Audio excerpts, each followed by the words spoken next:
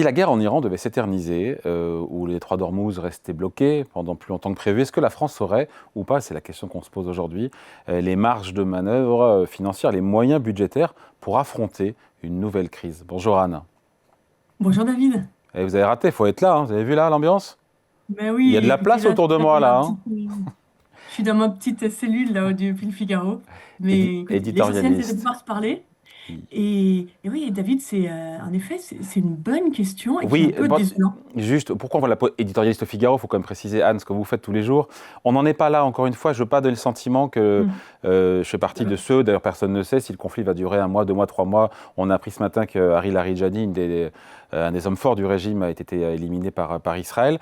Mais on a quand même un pétrole, ça c'est une réalité qui s'installe pour l'instant, en tout cas maintenant depuis plusieurs semaines, au-delà des 100 dollars. Et on se dit que mécaniquement, le gouvernement de la Banque de France l'a rappelé, c'est plus d'inflation, c'est moins de croissance. Donc on s'installe dans un truc qui n'est pas très agréable pour l'économie.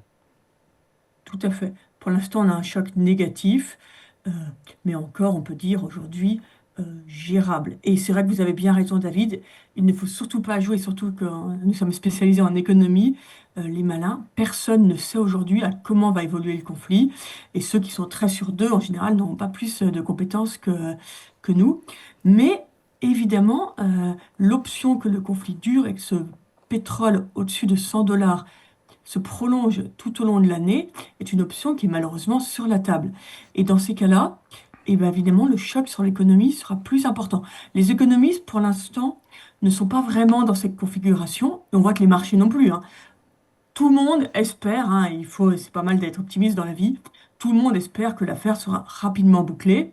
Mais comme on l'a dit, on ne sait pas. Et il faut bien se rappeler à chaque choc pétrolier, il y avait toujours le même discours, que ça durerait quelques semaines et ça durait plus longtemps. Bon, espérons que cette fois-ci, ce sera l'affaire cette loi sera démentie.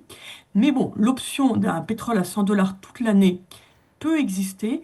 Et dans ces cas-là, moi, ce qui me désole un peu, David, c'est la France affronterait ce nouveau choc très démunie. Parce qu'en fait, l'année dernière, il y avait évidemment des difficultés, mais pas tant que ça. Et on voit bien le budget qui a été voté n'a laissé aucune marge de manœuvre. Et ce qui est un peu terrible, David, c'est que dépenser en période de crise pour amortir les chocs, aider les ménages à surmonter des hausses fortes d'inflation, aider les entreprises, bah, c'est le rôle de la politique économique. Moi, ça ne me choque pas. Mais c'est son rôle pour peu qu'en période de croissance, de relative prospérité, on soit capable de limiter les dépenses publiques, pour évidemment regagner des marges de manœuvre. Et on voit que dans toute l'Europe, en fait, dans la zone euro, vous voyez à chaque choc, le déficit augmente fortement. Vous l'avez vu après la crise financière de 2008, après le Covid. Enfin, vraiment, le fait de dépenser massivement, que les États dépensent massivement pour soutenir une économie dans un choc, c'est du classique, c'est tout à fait normal. L'inverse serait très mauvais. Mais la France donc le fait aussi, plutôt un peu plus que les autres. Mais alors nous, notre grande spécificité, c'est qu'on a le plus grand mal ensuite à restreindre les dépenses. On a l'impression que dans notre pays, dès que vous dépensez un peu plus, hop, vous crantez un nouveau niveau de dépenses. On l'a vu après le Covid. Après le Covid, il y a eu énormément de dépenses pendant la crise sanitaire, de dépenses évidemment de santé, sociale, qui étaient tout à fait justifiées. Et par Donc exemple, les votre dépenses. point, c'est de dire Ouais, qu'on fait, quand il y a des problèmes, des crises, on sort le carnet de chèques comme tout le monde, voire un peu plus. Sauf que ouais, quand ça va un peu mieux, eh ben la France ne remet pas ses comptes d'équerre, ne remet pas ses comptes en ordre. Et c'est ça le drame. C'est ça votre point. ben voilà, en une phrase, Non, ben pas dit. oui, C'est pas ce que je voulais dire. Non, mais voilà. tout à fait. Et donc non, mais ça veut dire Mais que cette fois-ci, le risque quand on a 5,4% de déficit public, c'est que la France n'ait pas les moyens, ne puissent pas aider les entreprises qui sont fortement consommatrices en énergie, les ménages automobilistes les plus vulnérables. C'est ça oui, le sujet, c'est qu'on n'ait pas aujourd'hui les moyens d'aider ceux qui en ont besoin face à un mais qu'on pétrole qui ait serait très aucun cher. moyen là, que le gouvernement soit complètement. Déjà que le gouvernement est quand même très affaibli par son absence de majorité, et en plus, il se trouve dans une situation financière. Il a rarement été, les caisses ont rarement été à ce point à sec. Et pour étayer cette idée que la France ne. À chaque choc arrive un peu plus fragile, et ça se voit, ça, c'est sur le niveau de la dette. Au moment de la crise financière, on avait quasiment en France la même dette que la zone euro, c'était autour de 80%. 79 pour la moyenne de la zone euro, 83%, 83% pour nous, dette sur PIB. Et bien aujourd'hui, voyez, la zone euro, en moyenne, a pris 8 points de dette supplémentaire et la France, 30 points. On est à 115%. Et cette dette, bah, c'est le reflet de cette accumulation des déficits. Et c'est ce qui fait craindre évidemment des tensions sur les marchés. On voit là, vous l'évoquiez en introduction, l'OAT française, la fameuse dette française, le bond du Trésor français est quand même sous tension, même si aujourd'hui ça va un petit peu mieux. Et la France est dans une situation de plus grande vulnérabilité que ses voisins. Et David, c'est assez désolant parce qu'on sait bien que dans notre pays, quand même, qui est quand même traversé de tensions sociales fortes, sans doute une plus grande difficulté d'adaptation aux chocs sociaux. Donc vraiment, moi, je souhaite de tout cœur que la crise ne soit pas longue, que l'économie continue d'avancer. Mais si jamais elle se prolongeait, écoutez, moi, je crains une fin d'année vraiment difficile. Et puis à court terme, vous allez voir, peut-être qu'on va avoir un rectificatif du budget très rapidement. Je n'ai pas d'infos en ce sens. Mais vous voyez, si on peut tout de suite, dès que l'économie ralentit, tous les comptes changent. Et moi, je ne serais pas étonnée si on est, avant l'été, si le dollar persiste à ce niveau-là, qu'on ait un rectificatif budgétaire. Hmm. Juste, ça veut dire on a vu Sébastien Lecornu qui a demandé au gouvernement de faire des propositions pour mieux protéger les consommateurs face aux fortes variations du prix du baril.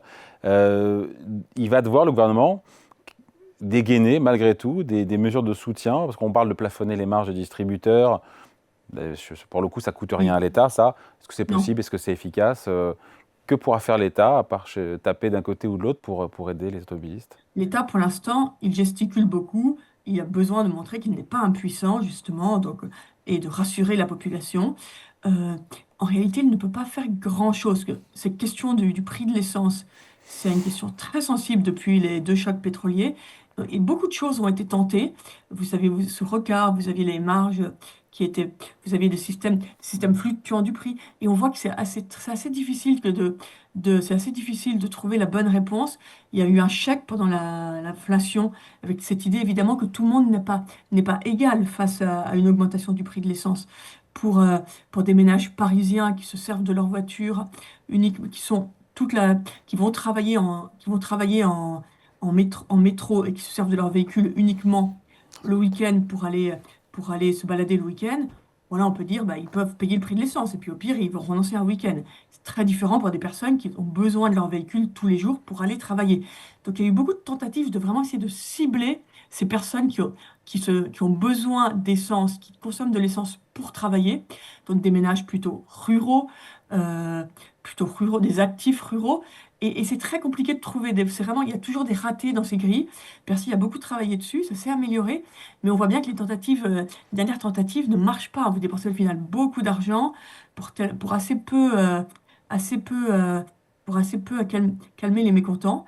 Donc donc face à un choc pétrolier, l'État est en soi assez démuni, c'est compliqué.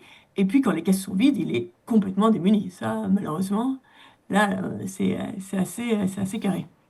Et d'autant plus avec un taux sur la dette française à 10 ans qui était pas loin des 3,70%, évidemment, ça veut dire que ça augmente la charge d'intérêt et donc ça grève encore plus les marges de manœuvre. Merci beaucoup, Anne de Guigné, donc éditorialiste au Merci Figaro. David, Merci et bonne journée. à bientôt.